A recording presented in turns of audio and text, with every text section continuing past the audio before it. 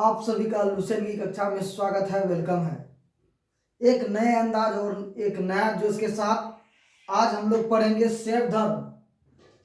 तो भगवान शिव की पूजा करने वाले लोगों को क्या कहा जाता है या उससे संबंधित धर्म को क्या कहा जाता है? शिव धर्म कहा जाता है।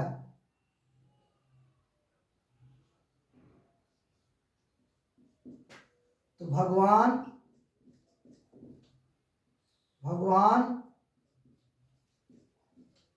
शिव की पूजा करने वाले लोगों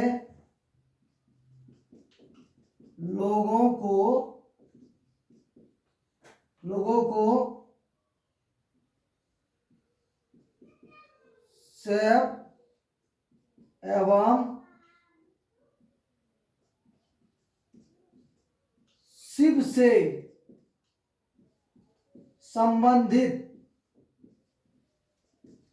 शिव से संबंधित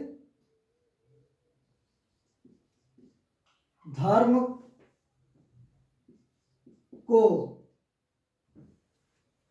भगवान शिव की पूजा करने वाले लोगों को शिव एवं शिव से संबंधित धर्म को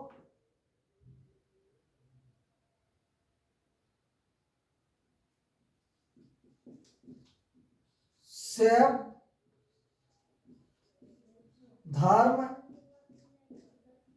कहते हैं।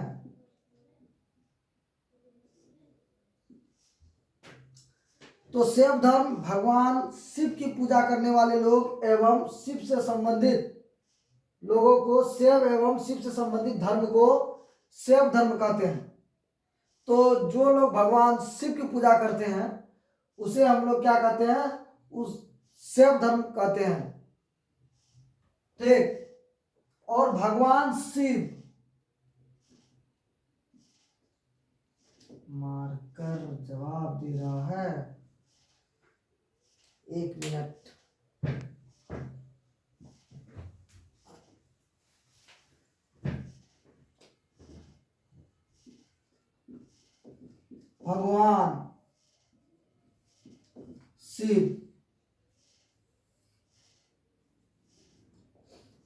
भगवान शिव को ऋग्वेद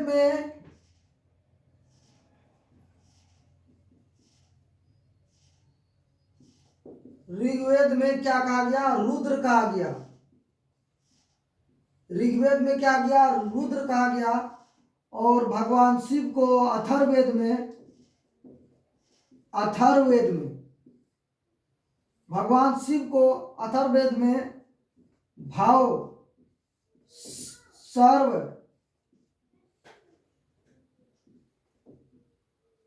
भूपति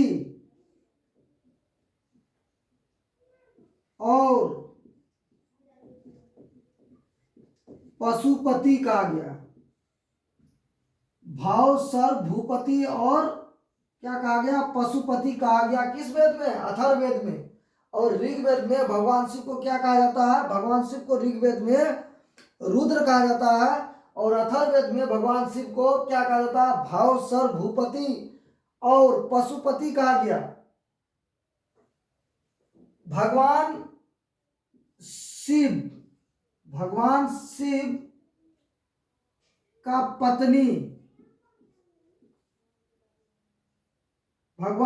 का पत्नी कौन था? तो पार्वती। भगवान शिव का पत्नी का नाम क्या था? पार्वती। तो पार्वती नाम का उल्लेख कहाँ मिलता है? पार्वती नाम का उल्लेख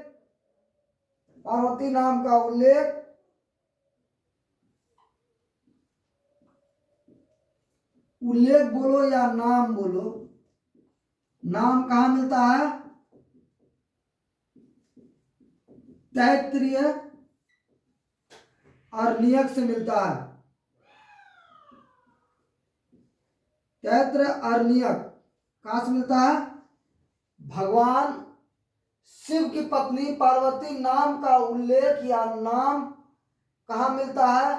तो तैत्तिरीय अरण्यक में मिलता है।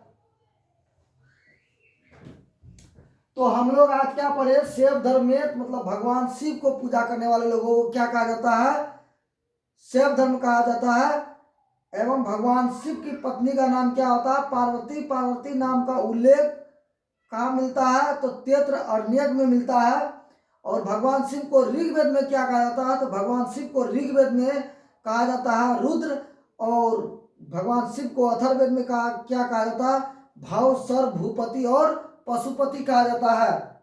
तो इस प्रकार हम लोग याद रखेंगे। लुसेंट में एक एक टॉपिक जबरदस्त अंदाज में मैं पढ़ाऊंगा शैव धर्म के बारे में। अभी शैव धर्म का क्लास चल रहा है, तो अभी जो बच्चा पढ़ रहे हैं तो वो मेरा चैनल पे जाए और लिखे @सपना क्लास और सर्च करें मेरे चैनल को @सपना क्लास, सपना क्लास @सपना क्लास सर्च करना है और मेरा वीडियो आ जाएगा, सारा वीडियो। और जिसको पढ़ना है, और इसी प्रकार मैं एक नए अंदाज और नए जोश के साथ पढ़ाता हूँ ये @सपना चैनल में। तो मेरा चैनल का नाम क्या है, @सपना क्लास।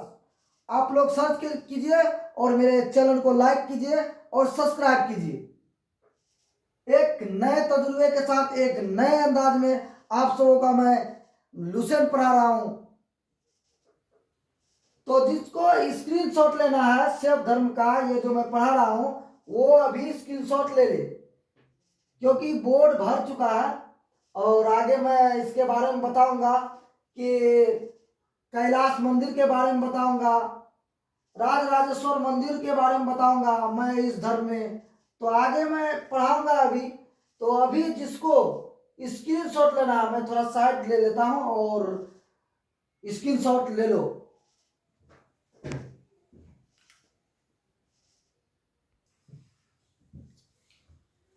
तो मैं अभी बोल रहा था कि बोर्ड भर चुका है और स्क्रीनशॉट ले लो।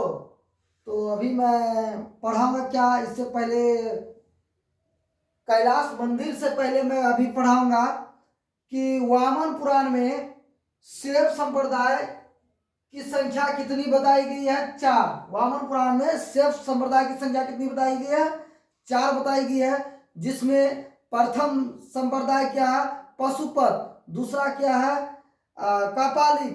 तीसरा क्या है, कालामुख। चौथा क्या है, लिंगियात या जंगम। तो आइए हम लोग पढ़ते हैं शैव संप्रदाय के बारे में। वामन पुराण में, किस पुराण में, वामन पुराण में,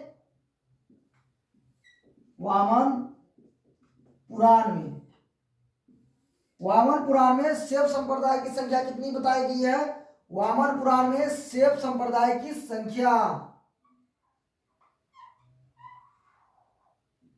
तो डायरेक्शन दे देते हैं इससे, एक बहुत ही अच्छा चिन्ह के साथ कि शैव संप्रदाय,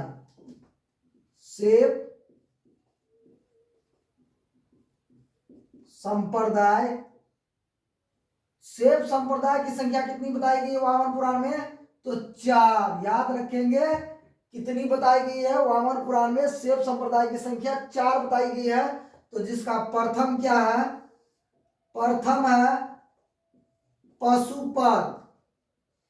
दूसरा है कापालिक। तीसरा है कालामुख। चौथा क्या है, लिंगियात। पांचवा क्या, लिंगियात है चौथा। और क्या, इसी लिंगियात को क्या कहता है, जंगम। लिंगियात और जंगम दोनों एक ही का नाम है। तो संप्रदाय क्या पढ़ेंगे, संप्रदाय। तो अब हम लोग सोचेंगे कि संप्रदाय किसे कहते हैं। संप्रदाय हम लोग को समझ में नहीं आ रहा कि संप्रदाय क्या। तो बच्चों समझना है संप्रदाय का अर्थ। तो एक ही धर्म को अलग अलग परंपरा या विचारधारा मानने वाले को क्या कहा जाता है, संप्रदाय कहा जाता है। मतलब संप्रदाय किसको बोलते हैं, एक ही धर्म के लोग अलग अलग विचारधारा को मानने वाले को क्या कहलाता है, संप्रदाय कहलाता है। ये संप्रदाय जो है ना, 4 कितना वामन पुराण में कितनी बताई गई संख्या? वामन पुराण में शैव संप्रदाय की संख्या 4 बताई गई है। तो हम लोग समझ लिए कि संप्रदाय किसे कहते हैं। तो एक ही धर्म को अलग अलग विचारधारा को मानने वाले लोगों को क्या कहा जाता है? संप्रदाय कहा जाता है, मतलब संप्रदाय बोला जाता है। अलग अलग परंपरा या विचारधारा। तो पशुपत सबसे प्राचीन संप्रदाय था। क्या था? पशुपत सबसे प्राचीन संप्रदाय पशुपत संप्रदाय। याद रखेंगे, सबसे प्राचीन संप्रदाय पशुपत संप्रदाय। इसका जो संस्थापक कौन था?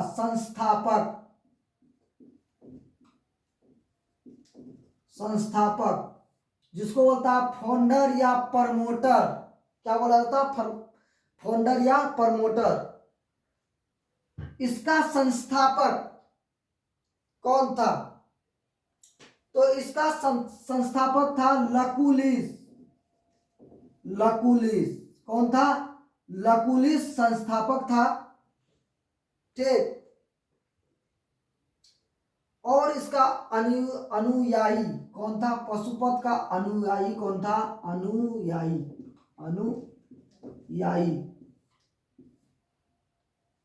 तो पशुपत संप्रदाय के अनुयायी को क्या कहते थे? पंचार्थी।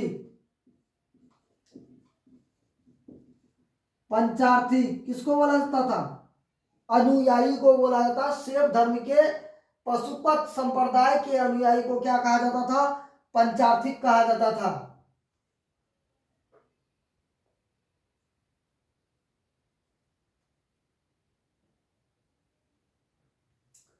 अब हम लोग पढ़ेंगे कि सर अनुयायी किसे कहा जाता? अनुयायी मतलब सेवक, दास, चेला, शिष्य, इसी को बोला जाता क्या? अनुयायी। और संप्रदाय तो हम लोग पढ़ा दिए। संप्रदाय उसे कहा जाता है एक ही, मतलब एक ही धर्म को अलग अलग परंपरा या विचारधारा को मानने वाले लोगों को क्या कहा जाता है? संप्रदाय कहा जाता है। जिस प्रकार शैव संप्रदाय में पशुपत, कपालिक और कालामुख, लिंगियात और जंगम 4 संप्रदाय हुआ, लेकिन जिसमें पशुपत क्या हुआ? प्रथम संप्रदाय हुआ जिसमें प्राचीन संप्रदाय हुआ। सबसे प्राचीन संप्रदाय पशुपत संप्रदाय। उसका संस्थापक कौन था? लकुलिस था। और जिसको मतलब फाउंडर, प्रमोटर, जिसको चलाने वाला उस धर्म को, पशुपत का, ठीक है, उसी को बोला संस्थापक ना। अनुयायी मतलब होता सेवक, चेला, दास, शिष्य, उसी को बोला जाता। इसके अनुयायी को क्या बोला गया? पशुपत संप्रदाय में पंचार्थिक कहा गया। ठीक है। और ये जो लिंगियात है ना, लिंगियात, ये दक्षिण भारत का क्या है? ये दक्षिण भारत का, ये तुम्हारा दक्षिण भारत का में लिंग की पूजा करने वाले को मानता था। सबसे पहले कहा दक्षिण भारत में, दक्षिण भारत में सबसे पहले क्या होता था? लिंग का पूजा किया जाता दक्षिण भारत में। ठीक है, इसे जंगम भी कहा जाता है। और लकुलिस को है ना भगवान शिव का 18वां अवतार, भगवान शिव का 18वां अवतार माना जाता है। कितना अवतार? 18वां अवतार भगवान शिव का। लकुलिस को भगवान शिव का 18वां अवतार कहा गया है। किसको? भगवान शिव को, जिसको बोलते हैं ना हम लोग महाकाल, जय भोले बाबा।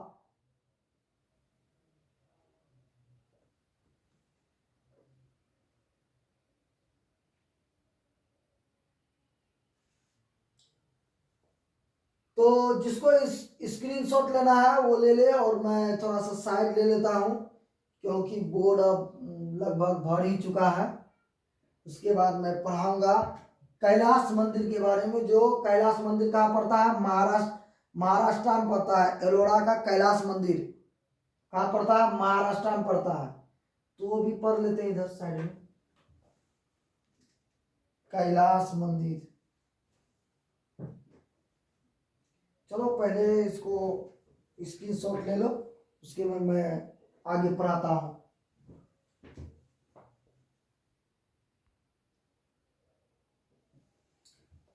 कैलाश मंदिर का निर्माण, कैलाश मंदिर का निर्माण किसने कराया था? कैलाश मंदिर एलोरा, कहाँ का?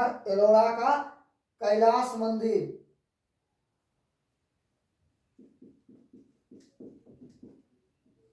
एलोरा का कैलाश मंदिर का निर्माण किसने कराया था? राष्ट्रकूटों ने कराया था, राष्ट्रकूटों ने करवाया था। किसने करवाया था? राष्ट्रकूटों ने एलोरा का कैलाश मंदिर का निर्माण करवाया था।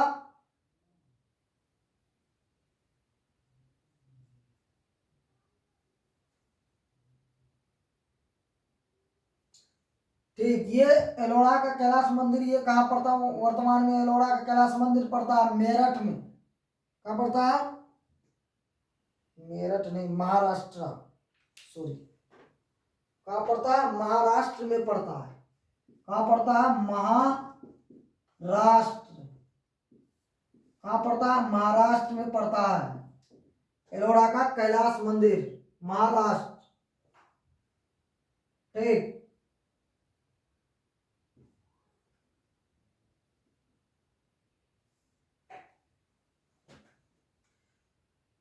तो राष्ट्रकूटों ने इसका क्या क्या था? निर्माण करवाया था। निर्माण, निर्माण किसने करवाया था? राष्ट्रकूटों ने करवाया था इसका निर्माण। और क्या पढ़ेंगे? शिव मंदिर।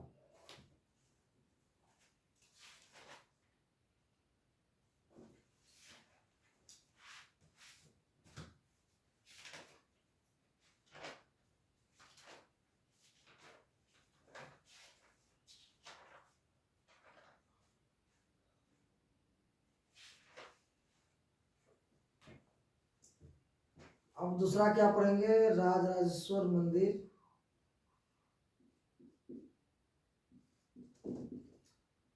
राजराजेश्वर मंदिर। तो राजराजेश्वर मंदिर किस नाम से जाना जाता है? ये राजराजेश्वर मंदिर और एक नाम से जाना जाता है राजराजेश्वर मंदिर, जिसे बृहदीश्वर मंदिर, बृहदीश्वर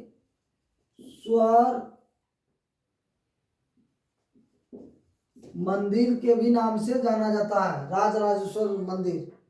ठीक है, इसका निर्माण किसने करवाया था? इसका निर्माण जो है ना, इसका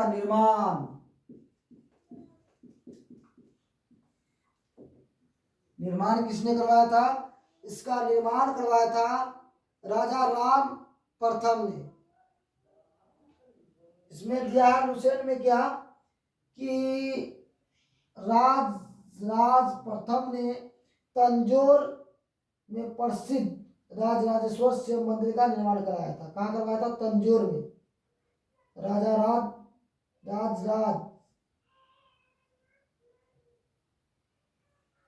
कहाँ का शासक? चोल शासक, राज कौन? राज प्रथम, राजराज प्रथम। कौन शासक? चोल शासक, चोल शासक, राजराज प्रथम चोल शासक। तो राजराजेश्वर मंदिर को क्या कहा जाता है? बृहदीश्वर मंदिर भी कहा जाता है। इसका निर्माण किसने करवाया था? राज प्रथम ने करवाया था। जो कहा? कौन शासक? तो चोल शासक। इतना याद रखेंगे, कौन शासक? तो चोल शासक राज प्रथम, राजराज प्रथम, राजराजेश्वर मंदिर राजराज प्रथम, याद रखेंगे। राजराजेश्वर मंदिर राजराज प्रथम। कौन शासक? तो चोल शासक ने निर्माण करवाया था राजराजेश्वर मंदिर का। और कैलाश मंदिर का निर्माण किसने करवाया था? तो कैलाश मंदिर का निर्माण राष्ट्रकूटों ने करवाया था। ये एलोरा का प्रसिद्ध मंदिर है, जो कहाँ पड़ता है? महाराष्ट्र में पड़ता है। ये एलोरा का प्रसिद्ध मंदिर कैलाश मंदिर जिसका निर्माण किसने करवाया था? राष्ट्रकूटों ने करवाया था। ये कहाँ पड़ता है? तो महाराष्ट्र में पड़ता है। एक एक वर्ड, एक एक बात को मैं याद आप लोगों को करवाऊंगा, एक एक टॉपिक पर।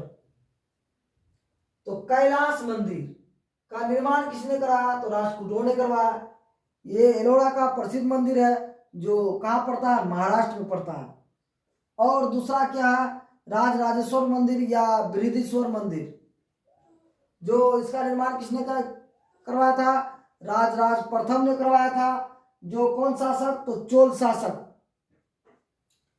इतना ही पढ़ना है क्योंकि लुसेंट से इतना ही पूछा जाता है, इतना ही हम लोगों को पढ़ना है। तो एक नए अंदाज, एक नए जोश के साथ मैं पढ़ा रहा हूं। तो एक जाके लाइक करना है मेरा चैनल, यूट्यूब में सर्च करना है @सपना क्लास, सपना क्लास, @सपना क्लास सर्च करना है।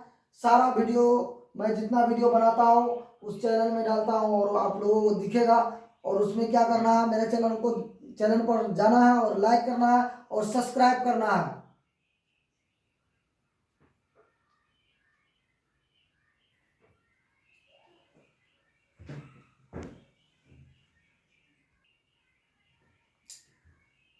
मुश्किलों से भाग जाना आसान होता है, हर पहलू जिंदगी का इम्तिहान होता है। डरने वाले को कुछ मिलता नहीं, लड़ने वाले को कदमों में सारा जहान होता है। तो मेरा चैनल को सर्च करना है यूट्यूब में @सपना क्लास और जाके जल्दी से लाइक करो और सब्सक्राइब करो। इसी प्रकार लुसेंट को एक नए तरीका और नए अंदाज, एक नए जोश के साथ मैं इसी प्रकार पढ़ाता रहूंगा हर दिन 8 बजे। अभी तो मैं लाइव नहीं आ पा रहा हूँ क्योंकि बहुत सारा काम चल रहा है। तो मैं बहुत ही जल्द लाइव भी आऊँगा।